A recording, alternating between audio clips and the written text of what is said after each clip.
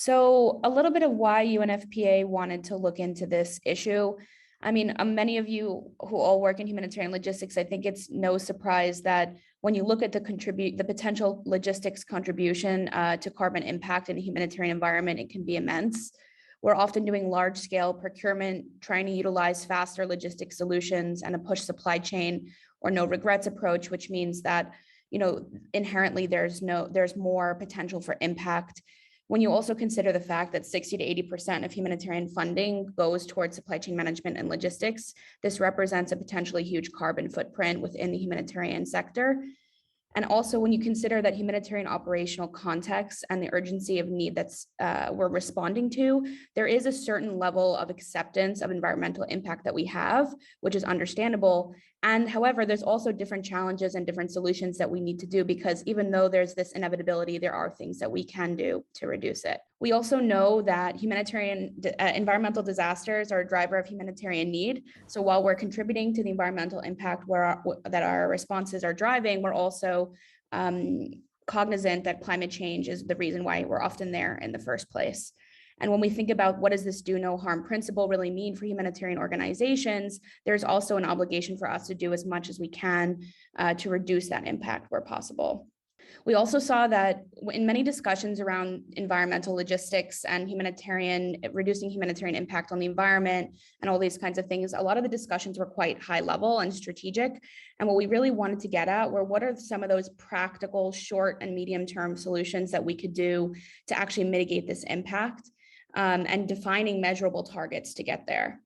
So we wanted to basically reach out. We reached out to CHORD as well, not just because of their expertise in humanitarian logistics, but also because of the Environmental Logistics Institute that's also within Kuna Logistic University, to think about what are some strategic kind of structural changes that we can make within the framework of how we're delivering humanitarian supplies, and then some operational changes which can aim to reduce both GHG and waste. The reason why, though, that we felt that we wanted to do this presentation in the framework of the logistic cluster is because I think a lot of the lessons that we learned can also be used and utilized by different partners, both in the way that we did our analysis and in the potential kind of solutions that we've identified.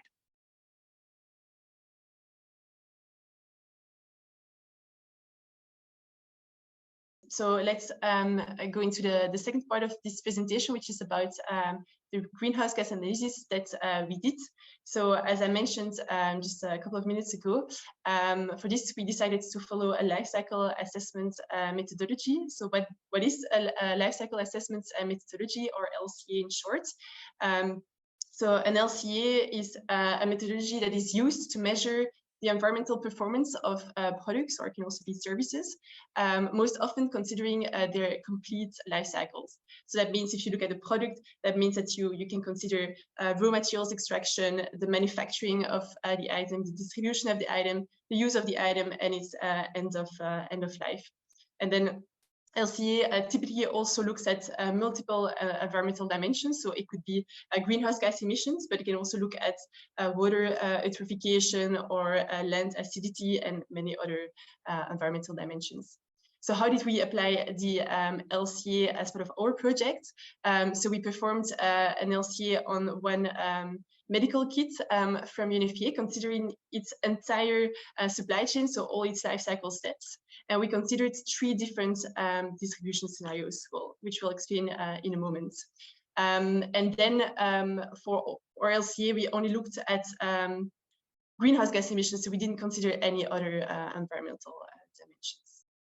So Danny, do you want to say a few words about the scope of our LCA?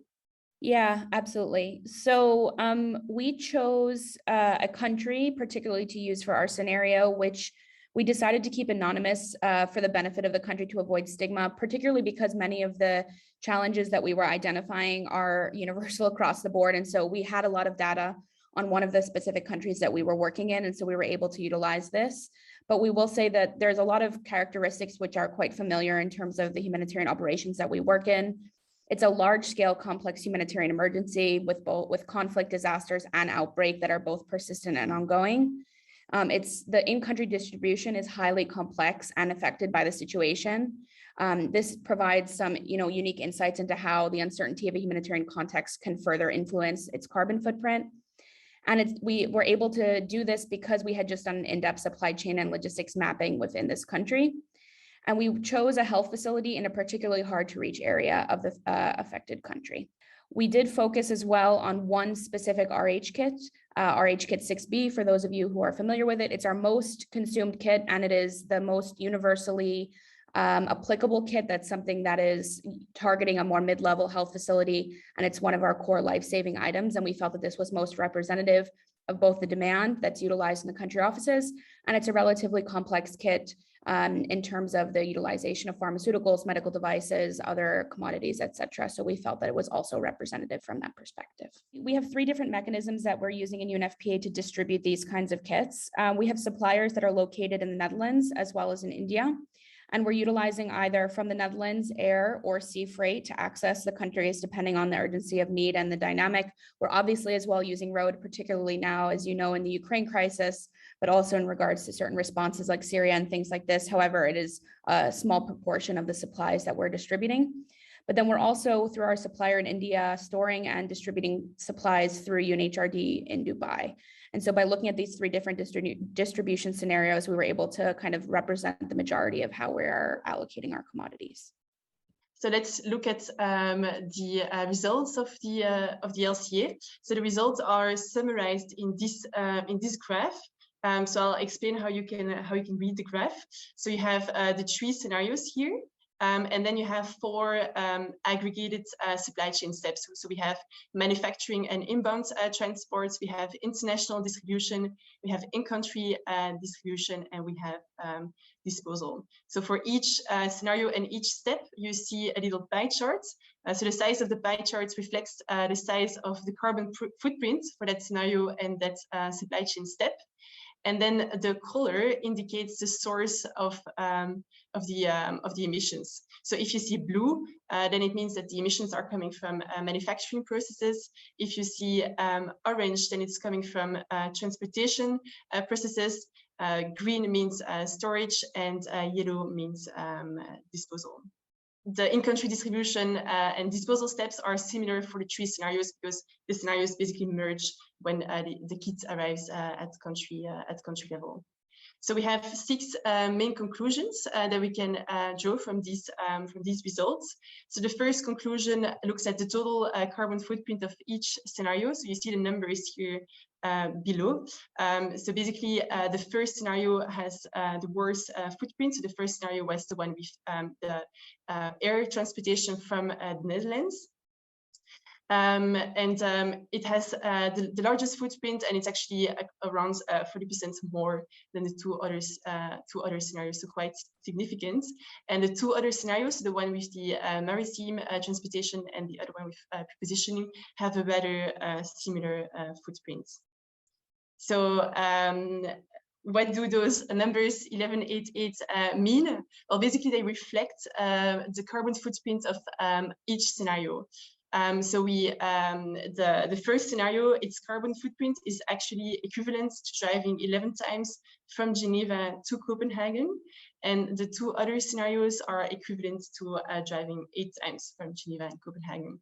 So that should give you a bit of a sense of what this kit has as a carbon footprint.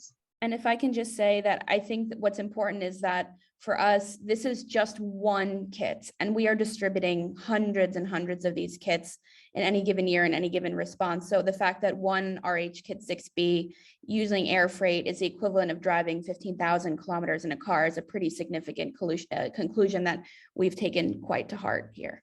Going to the second conclusion of our analysis, it's about the manufacturing and inbound transportation step. So this one represents around 30 to 40% of the total kit's footprints. So depending on the scenario, it will be 30 or closer to 40.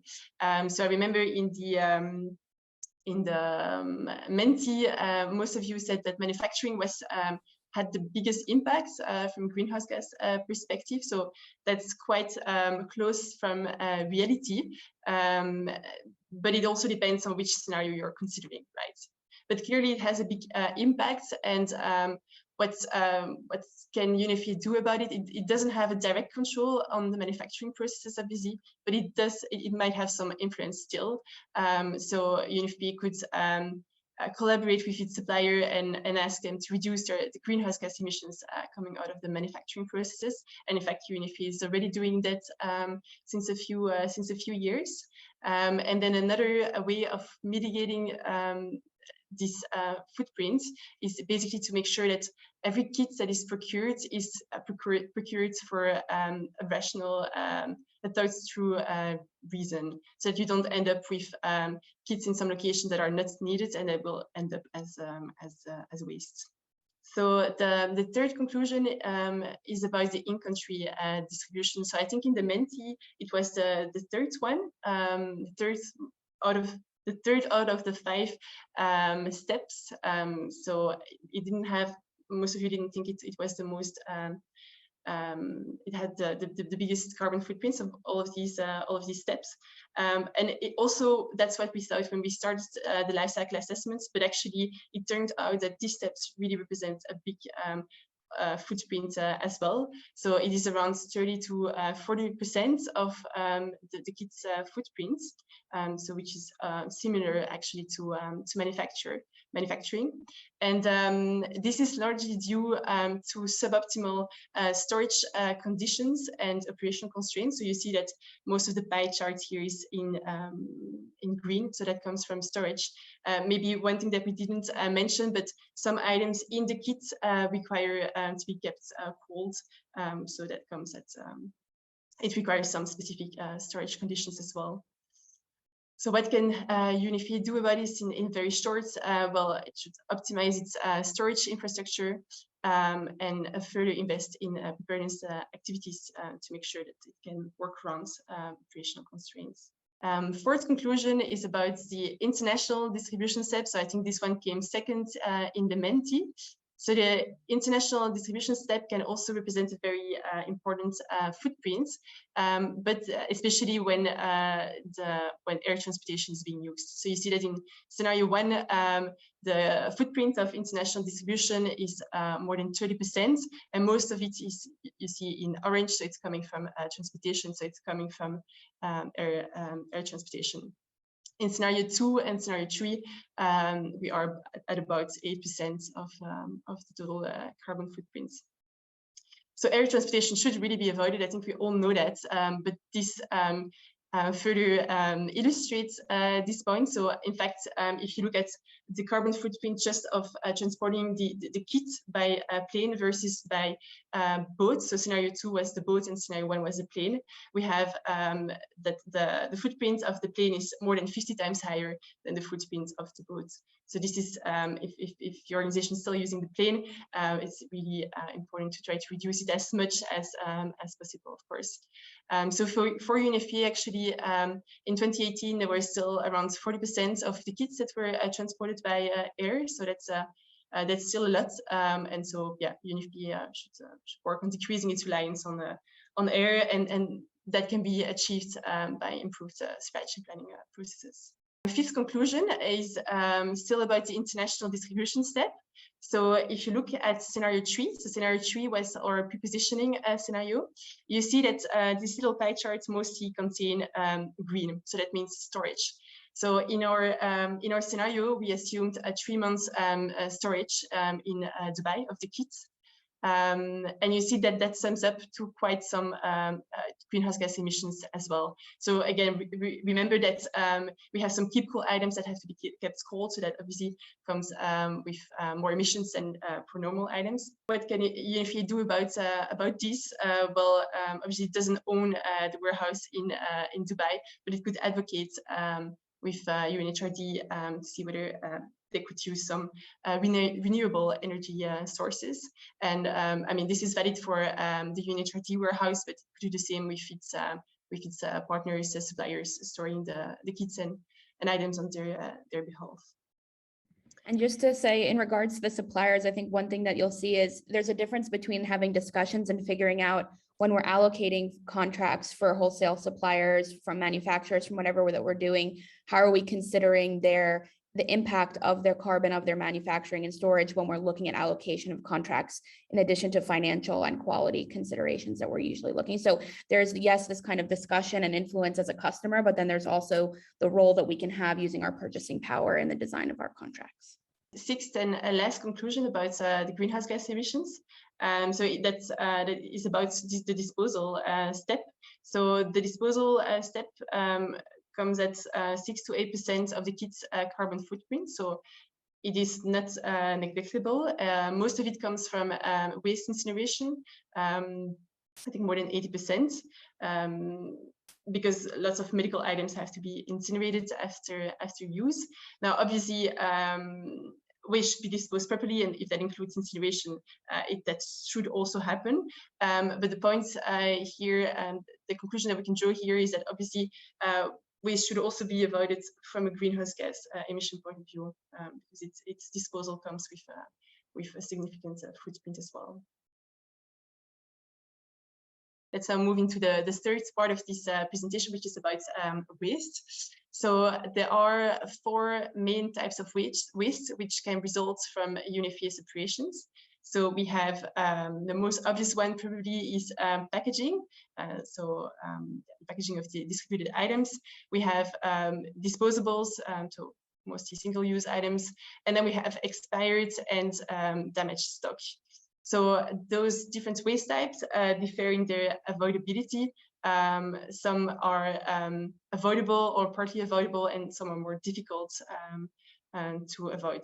I'm thinking, obviously, expired and damaged stock, that's something that could be avoided, but disposables is mostly unavoidable. What's the origin for those different waste types? Well, for packaging and disposal, that's pretty straightforward. Packaging is primary packaging, secondary and tertiary packaging, and then disposables is whatever you have as disposables. Here you see some examples for UNFPA. So packaging and disposables is inherent to the products that are being distributed.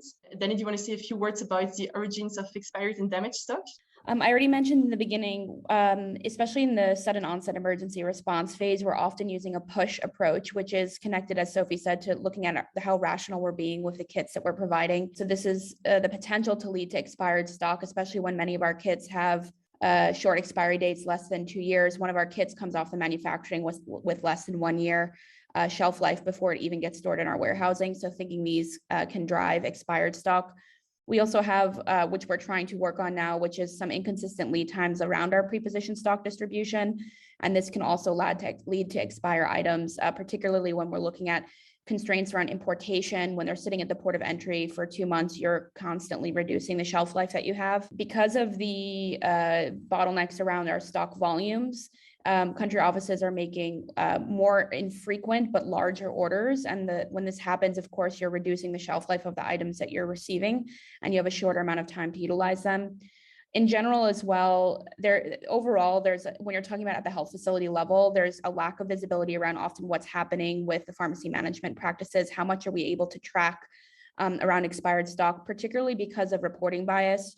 Health facilities are often, or implementing partners as well, are often afraid to tell us that there's items that they're not using that are expired because of the fear that they won't receive further in the future.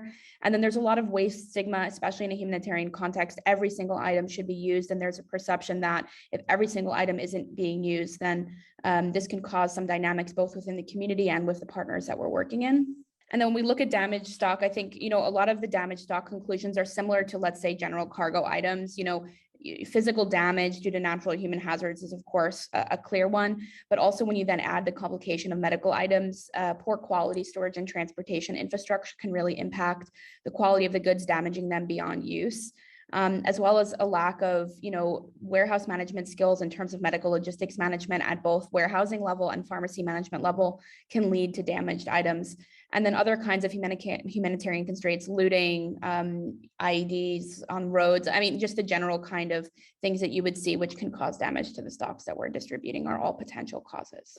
So what you see now on the screen are the results of our analysis. So I won't go into the details on how we came up with those estimates, but it's basically a mix of procurement data, product and packaging data, as well as some assumptions. So what you see here in this graph are the estimated annual volumes of waste for the different waste types that we analyzed. So for this year, we have three conclusions. So the largest waste type is the expired and damaged stock. And which is mostly avoidable. So there are a few things that UNFPA can do to help avoid ending up with expired and damaged stock. So we have quality assurance in logistics distribution to make sure that there are the right processes and checks in place to avoid expired and damaged stock. Preparedness activities to avoid that stock is being stored for a long time in poor conditions. I think, for example, at customs bottlenecks. Staff upskilling, namely with regards to supply chain planning and inventory management, as well as stronger in-country logistics infrastructure to ensure some good storage conditions, which is really important for medical items. The second largest waste type is, and quite close to the first one, is the disposables from the medical kits. Now, this is mostly unavoidable. Those are medical items that are required, but they should still be disposed of properly. And this is very important for these items because they are hazardous. You think about used syringes, you don't want them to lie around. So here, UNFPA should invest in medical waste capacity at health facility level, and or make sure that its implementation partners can plan some reverse flows if needed. And then the third conclusion that we have is around the primary plastic packaging. So this comes up as the third waste type. Now, obviously, it's just the primary and plastic. So the total volumes of packaging would be much larger. So those are smaller volumes, but they're still important volumes, and some of it is avoidable. So we're thinking specifically about dignity kits, for which UNFPA could ban single-use plastics, except if required for quality reasons, but that's most often not the case. All right, going into the fourth part of this presentation. So what can we do to mitigate the greenhouse gas and waste footprints of supply chain activities? So we already gave some high-level initiatives that could be followed while going through the results of the analysis work. But in fact, what we did with UNFPA is we went a bit more into details, and we listed a total of 29 mitigation initiatives. So we classified these across 5 main categories. So we looked into supply chain network design and planning, looked at procurement, logistics, collaboration, as well as reporting and monitoring. Then we further classified them based on their change level. So you have some initiative for which it comes with structural change. So it means a change of dynamics in the supply chain or a change in the key foundational process of supply chain management. And then the others are operation change. So they don't have such a big impact, let's say, on the supply chain side at least. We also classify them with the different action types that they imply, as well as with the different priorities. And then for each initiative, we had a look at will it potentially improve reduction of greenhouse gas emissions or of waste volumes, or also some of them will improve waste disposal processes. And maybe an important conclusion is that you have several initiatives that actually improve the three different categories here at once. So there's quite some overlap between greenhouse gases and waste. So we couldn't go through all the recommendations today because there's too many. So what we did is we selected a few representative ones, but we will the report that we made with this project will be made public, so you will be able to access the other recommendations as well. So Danny, do you want to go through these lists? Yeah, for sure. So I wanted to specifically highlight some ones that were also perhaps relevant to different kinds of partners. And so the first one, looking at procurement, I think a lot of different organizations are distributing NFI kits for different reasons. And particularly a lot of those items are locally procured, as is the case with UNFPA. The predominant volumes of our dignity kits and our NFIs that we're distributing are locally procured. And in many countries, the default to wrap every single item in individual plastic packaging is quite strong. And this is something that's quite easy for us to mitigate. And it's something that can be an immediate change to be implemented across the organization. In fact, we already have buy-in to make this within the policy framework of how we will move forward with our NFIs.